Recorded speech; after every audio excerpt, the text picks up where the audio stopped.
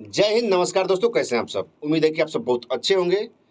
जैसे कि पोस्टर पे जो आप लोग देखे हैं, उसमें से 100 में 100% ये बातें सही है जो मैंने पोस्टर पे लिखा हूँ। इसलिए पवन सिंह को वोट दीजिए या बीजेपी को वोट दीजिए, बात बराबर है। इसलिए कि आज पवन सिंह इतना बड़े बड़े दावा कर रहे हैं कि फिल्म सिटी बनाएंगे काराकाट में, और ये करेंगे वो करेंगे, दुनिया भर की बातें बोल रहे हैं। लेकिन जीतने के बाद ये 100% सही है, 101% सही है। आप इस बातें को खूंटा गठिया लीजिएगा, याद कर लीजिएगा उस दिन जो मैंने बोलने जा रहा हूँ। पवन सिंह जीतने के बाद बीजेपी में शामिल 101% होंगे। और बताओ, इसलिए बीजेपी को वोट दे या पवन सिंह को वोट देना बात बराबर है, सेम है। इसलिए कि आज से कुछ दिन पहले मनीष कश्यप की कहानी आप लोग जानते ही हैं।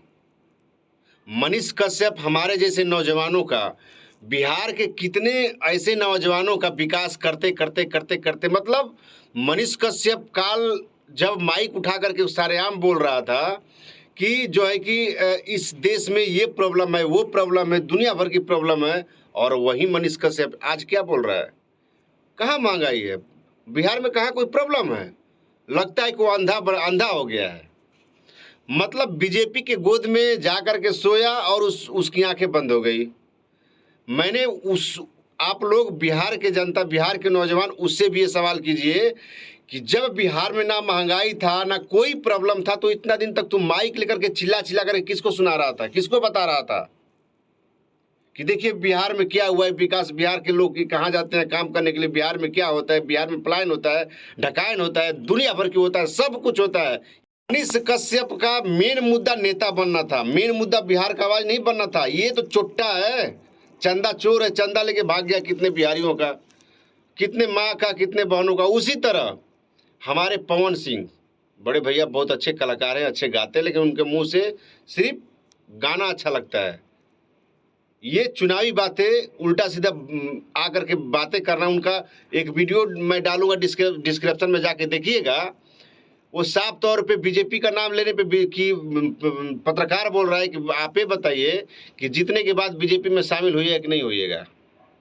तो डायरेक्ट यही बातें बोल रहे कि भैया ये समय की बात है। अरे समय की बात, जनता आपको पवन सिंह समझ करके आपको जिताएगी, वोट देगी कि नहीं पवन सिंह काम करेंगे, और कल के डेट में सीट बचाने के चक्कर में आप जा करके बीजेपी में शामिल हो जाओगे, तो काम कहाँ से करोगे आप?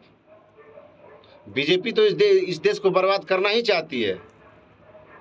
अगर बीजेपी को ही वोट देना होता तो आपको क्यों वोट देता? वो बिहार का जनता, वो काराकाट का जनता, अगर बीजेपी को ही वोट देना होता तो आपको क्यों वोट देता? वो तो आपको कोई उम्मीद लेकर के वोट दे रहा है ना।